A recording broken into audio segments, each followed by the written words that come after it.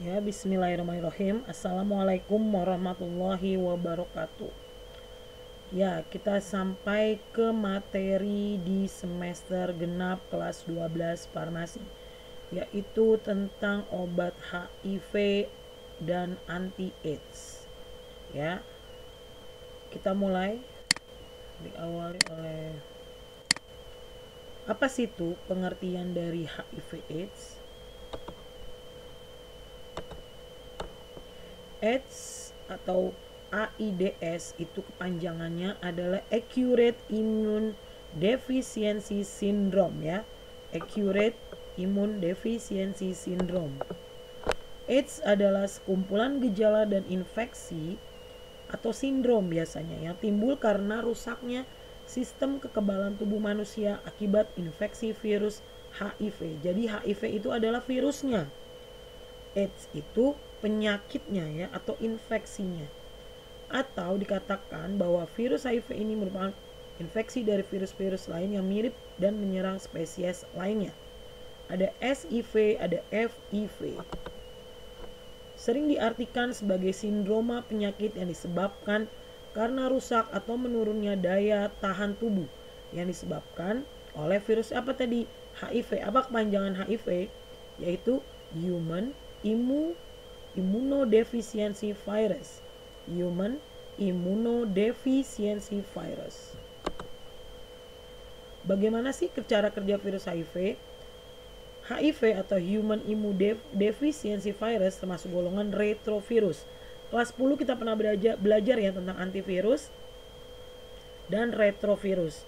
Nah, obat-obat HIV ini sebenarnya bekerjanya pada retrovirusnya.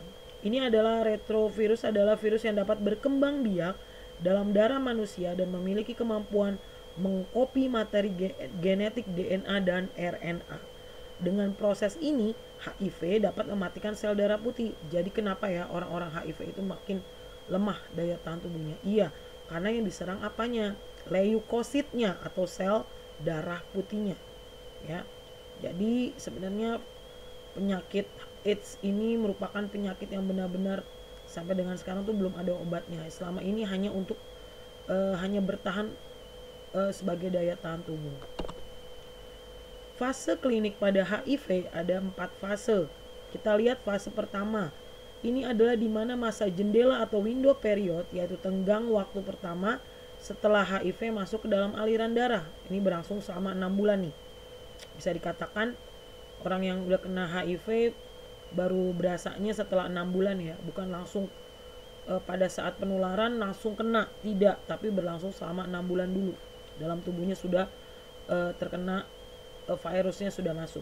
Fase kedua, suatu keadaan menunjukkan gejalanya mulai ringan walaupun udah terinfeksi HIV, tapi dia mulai berlangsungnya berapa lama? 5-10 tahun. Nih, penderita ini udah bisa nih menularkan kepada orang lain. Jadi setelah 6 bulan dia belum bisa menularkan, masuk ke fase kedua, sudah mulai terinfeksi, yaitu dia berlangsung sampai dengan 5-10 tahun. Agak lama, tapi dia kalau berulang-ulang terus dia makin cepat proses ke fase 2 ini. Nah, fase 3 ini mulailah terjadi demam menetap, berat badannya langsung turun tanpa sebab, TBC, pulmonal, paru-parunya ya mulai meningitis nih, radang selaput otak. Orang-orang yang kena meningitis hati-hati ya. Ini berasal bisa dari karena virus HIV. Ada infeksi bakterinya mulai berat, ada diarenya kronik tanpa sebab selama 1 bulan. Nah, ini bisa dikatakan menurun berat badan karena dia diare terus selama 1 bulan. Bayangkan, dia diare selama 1 bulan. Keenam adalah trombositopenia kronis ya. Darahnya ya di trombositnya mulai kronis.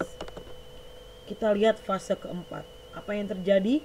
Masa AIDS ditandai dengan sejumlah sel darah putih atau leukosit. Pas dicek itu dia kurang dari 200 mikroliter. Ini normalnya nih, kalau dia udah 200 mikroliter, di bawahnya itu pasti sudah habis daya tahan tubuhnya, berkurang. Penderita akan menjadi kurus, penyakitnya makin parah, pneumonianya, bakterinya berulang. Infeksi juga terjadi herpes. Herpes tuh kayak luka-luka yang di kulit ya, biasanya sukar sembuh, gatal. Dan orang-orang kena HIV atau orang AIDS itu biasanya herpesnya di bagian mulut seperti sariawan yang banyak putih di mulutnya. Makanya orang-orang kena HIV/AIDS itu ya seperti penyakit kutukan ya, yang dimana segala suatu penyakit muncul pada saat HIV atau virus HIV ini ada dalam tubuhnya. TBC terjadi TBC juga, ada tumor-tumor ganas juga dalam tubuhnya. Dan apabila sudah tidak kuat daya tahan tubuhnya, akhirnya mengakibatkan kematian pada fase 4. Mengerikan sekali ya. Apa saja sih penularan HIV/AIDS? Pertama adalah biasa dikatakan nih, sering sekali yaitu pada cara seksual. Hubungan seksual berupa homoseks. Homoseks paham ya, jadi sesama jenis. Laki-laki berhubungan seks dengan laki-laki, perempuan dengan perempuan. Heteroseks, berganti gonta-ganti pasangan ya, yang tidak aman dengan orang HIV. Maaf, misalkan pada wanita-wanita penghibur yang kita tidak tahu setiap hari itu akan ada gonta-ganti pasangan dalam berhubungan seks. Siapa tahu yang dia hubungan seks itu pada orang yang kena HIV pada masa 6 bulan yang tadi fase 1 ya. Jadi dia bisa menularkan ke yang orang lain lagi. Nah, yang laki-laki tadi bisa menularkan ke istrinya yang ada di rumah. Akan terus seperti itu. Jadi berbahaya ya. Cara parental itu cara suntik ya. Suntiknya menggunakan parenteral. Seperti transfusi darah yang tercemar orang HIV menggunakan jarum suntiknya berganti-gantian juga.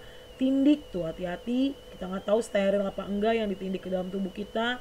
Tato kan menggunakan ini ya, jarum ya, tato itu kan ya. Dan itu kita nggak tahu bekas orang sebelumnya itu kena HIV atau enggak, bisa menular ke dalam tubuh kita. Atau alat lain yang menimbulkan luka yang tercemar oleh HIV.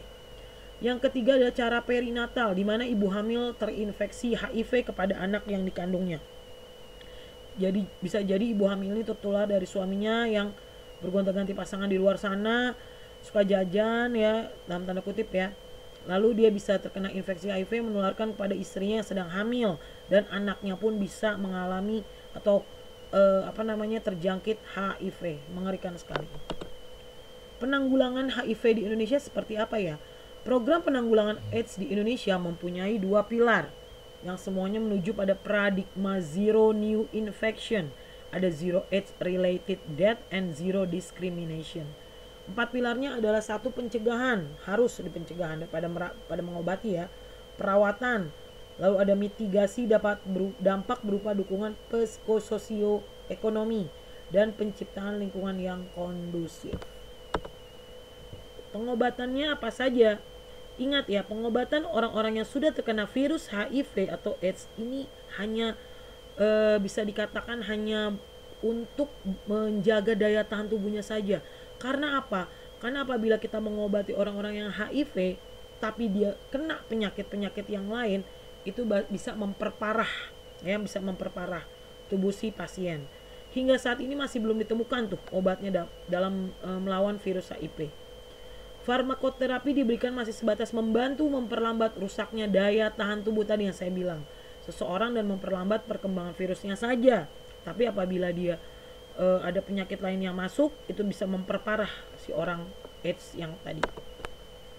Penggolongannya apa saja obat HIV dan anti-AIDS?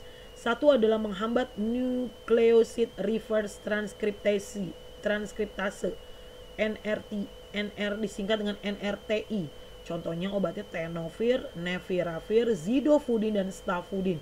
Ini obat-obat retrovirus yang saya tahu.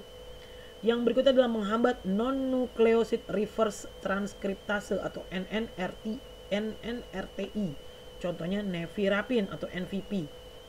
Yang ketiga adalah menghambat protease. Contohnya indinavir, ritonavir, dan saquinavir. Keempat adalah multi-class combination drugs, yaitu jenis obatnya adalah antiretroviral. Kelima adalah entry inhibitor atau including fusion inhibitor. Contohnya enforvirtide atau T20. Keenam adalah intergase inhibitors, raltegravir, MK0518. Yang lainnya adalah masih dalam percobaan, misalnya cellular inhibitor, maturation inhibitor, human based therapy, dan pharmacokinetic enhancers. Jadi kalau ditanya seal goal dari obat-obat HIV dan anti-AIDS, kalau saya tanya zidofudin sama dengan, kamu bisa jawab langsung nih, menghambat nucleoside reverse transkriptase atau NRTI. Salah satu aja ya, ini aja atau ini saja ya, atau singkatannya saja boleh. Kalau singkatan saja harus huruf besar semua, tapi kalau dengan kalimat menggunakan huruf kecil ya. Wassalamualaikum warahmatullahi wabarakatuh nih. Sekian ya, terima kasih, semoga kalian memahami. Ditonton terus video HIV AIDS ini biar bermanfaat untuk kalian, nanti berguna untuk tes dan ulangan-ulangan hariannya. Dan jangan lupa ya di subscribe, jangan lupa nih wajib subscribe ya, saya cek nanti ya, dan di like videonya, karena kenapa, akan ada materi-materi selanjutnya yang di YouTube saya. Terima kasih. Wassalamualaikum warahmatullahi wabarakatuh.